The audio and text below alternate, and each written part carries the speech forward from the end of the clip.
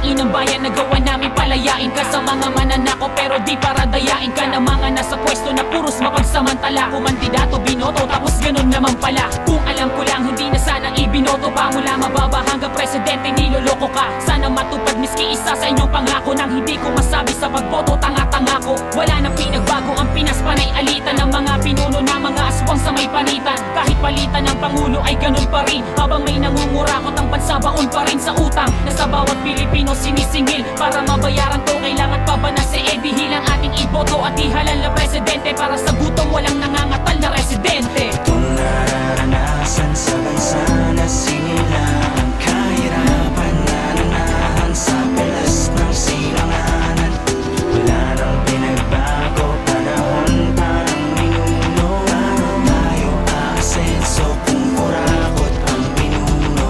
Gusto ko sana magpulis pero ayoko magaya sa mga matutulis na nagpistulang buwaya sa kalsada na ngumotong walang pinapatawad. Kaya lumalaki ang mga tiyan at lumalapad. Ginagawa ng hanap buhay ang pangungurakot. Alagad daw ng batas kaya sila walang takot. Ang mga maralita di makapagsalita. Kinakapos na nga nakita, eto pang nahihita. Halos gawit na ang dila sa kakakayod. Habang pulis ay kumikita ng walang pagod. Nagpapasasa sa perang hindi pinagpawisan. Mga peste ng lipunan dapat di na pangmarisan. Ng mga tukha sa kahigisan tukha. Nakuha nyo bang kotongan patigasan ng mukha? Diba ang tungkulin nyo sa aming tagapangalaga? Ba't kami nagtsatsaga kayong kakain ng nilaga? Itong nararanasan sa bansa na sinilangan kahirapan na nanahan sa pilas ng silanganan.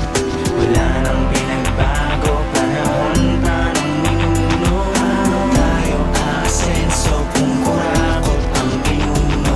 Sa mga mahirap na Pinoy, gusto mo bang maging isa? Sa 10 na mga bata nagugutom may 11. Anak ni Juan laging nakikikain kay Maria. Kasi maghapon sa trabaho kikitain ni Barya. Habang ang mga presyo ng bilihin ay tumataas, lalong iisipin na sisihin ang nasa taas. Na nakaupong buhay ang mataba ang tiyan. Ilan pa bang dukha ang sisigaw na bumaba ka dyan? Sa radyo at sa TV palagi na lang paksa. Mga Pinay na inapuso dahil ng ibang bansa. Kung nabubuhay lamang ay magagalit si Rizal. Dahil mabibili lamang ng piso, maliit na pandesal. Di ba kabataan daw ang pag-asa ng bayan? Ba't ang dami palaboy at tao grasa sa bayan? Ang Pilipinas sa hinaharap nakakatakot. Ang unang dahilan ng paghihirap pangungurakot. Itong nararanasan sa bansa na sinilangan kahirapan na nanahan sa pilas ng silanganan.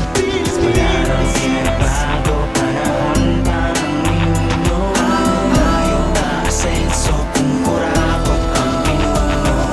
Itong nararanasan sa bansa na sinilangan kahirapan na nanahan sa perlas ng silanganan. Wala nang pinagbago, panahon pa ng minuno. Paano tayo aasenso kung kurakot ang ating pinuno? Ba't ganito pinahihirapan?